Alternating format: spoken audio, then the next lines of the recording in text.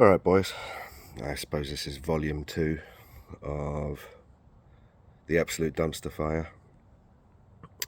Yeah, still going on. Sorry I look all disheveled. I'm not sleeping much at the minute, as you can well imagine, so I'm very tired, and also just dealing with all this, there's a lot going on. Right, so far we know that apparently my ex-wife's boyfriend's showering with my children naked for the last 2 years, pretty much every day. And manipulating their penises against my consent or even knowledge is not a criminal act. It's a very uncomfortable one, but apparently it's not criminal. So that makes me very uncomfortable. I think that's a very open grey area that allows groomers to come in. Now, I really do legally have to say that there is no evidence that this man is a groomer. However, my complaint at the moment is he's even just been allowed to get that close, even to be responsible for the hygiene of their penises, when it was just not necessary. And again, reiterating to my last video, I have actually raised 4 boys. I do know what I'm doing, and I'm a very, very, very involved father. I don't miss time with my children. I mean, since, she walked out, I haven't missed any time at all. I don't. And if it's requested that, hey man, do you want them a little bit more, I always take them. So there's no absentee father here. And I want to emphasize that. And the reason I keep mentioning this is because she's trying to push it through as, one of the main reasons it was absolutely necessary for this man to do this is because either I was unavailable or unwilling. I was never asked. Now, that's probably going to go nowhere, frustratingly, but fine. One positive that I can pull away from this is he is more than aware that I know. So I suppose he knows he's being at least watched, at least by me, which is my right. Showering with my little boys. Well, here's the other thing as well. I just still can't wrap my head around it, how any man in his right mind would agree to such a thing. Most men's reaction would be, yeah, no, I'm not comfortable doing that. That just seems like a normal response, an appropriate one. I'm amazed that any woman would request it. I think that's just an incredibly mad lapse of judgment. So this is probably just not going to go anywhere. It's not criminal unless he's literally getting off on it, and there's literally no way you can tell if he is or if he isn't. So that grey area is a very uncomfortable one. My biggest complaint at the moment is with CPS, because I would still like to know, and my phone calls and texts are being ignored by CPS no matter how many times I ask this question, and I've kept it very simple. You were tasked to come to my house because of a phone call to the police department because my children told me they were showering with their mum's boyfriend naked together and he was touching their penises. And also, don't tell dad. So there was 3 things they were tasked to come into my home to verify were true in order to have me defend my children on these allegations, correct? So that was, are they indeed showering naked with mother's boyfriend? And look for indicators.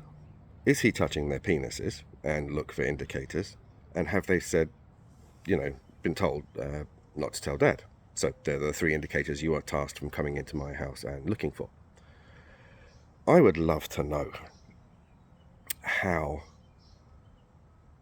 after they came to my home and just basically bullshitted with me for half an hour, that on the first day of testimony, my ex-wife, under oath, clearly stated that yes, indeed, this has been going on for 2 years regularly. Now remember, I didn't know it was going on for 2 years. All I had from my kids was, we've been showering with mum's boyfriend. Right.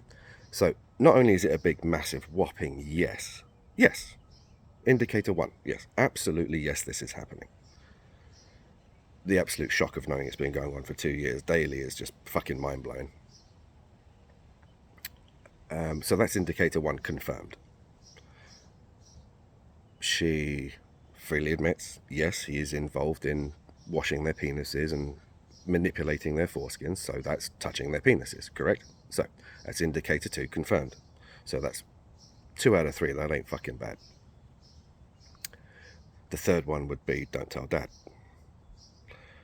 Right, that one's not been confirmed yet, which is the whole point of the CAC interview as far as I'm concerned. Now, I would like to know CPS. This is a very serious fucking question, considering fathers rely on the information you provide in reports to make accurate judgments in regarding the safety of their children. If all that is true, the reason for the call to 911 has absolutely been confirmed. The call to 911 was, is this man showering with my children? Or I've been told that by my children that they're showering with this man and he's touching their penises. That's why I called 911. That has been confirmed in court as accurate, true, that happened. Yes, that's right. CPS's report, or at least for what I can tell from listening or reading the communications between my lawyer and hers, is that CPS have submitted a report saying that they interviewed my 2 children. No indicators were found, and I shouldn't even bother with a CAC interview because, you know, don't bother. They don't think it's necessary. Even going so far as to say that they've already been interviewed and we wouldn't want to put the kids through interviewing them again.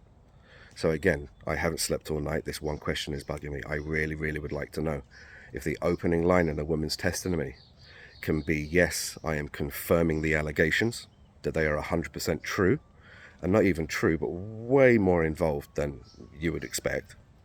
Why does there exist a CPS report that was submitted to this court regarding this case basically lying? It's the only way I can put it, and if it's not lying, it's not accurate information. No interviews were conducted. They said they were, even recommending they don't get interviewed again. But yet the opening line in her testimony is, yes, this is indeed happening. So that's indicator 1 and indicator 2, completely 100% verified and confirmed and completely missed by CPS. How often do you do this? How many times does submitting false reports cost men their children because they get to look like liars? Because quite honestly, I thought the only fight I had was even getting her to admit that this was happening. I thought that was going to be the argument. Yes, I was expecting her to lie in the stand. If she had have lied, and CPS's report had supported this, and we all know that it's been confirmed as happening, the consequences could have been quite severe for my children. Not for me. It's not happening to me, it's happening to my children.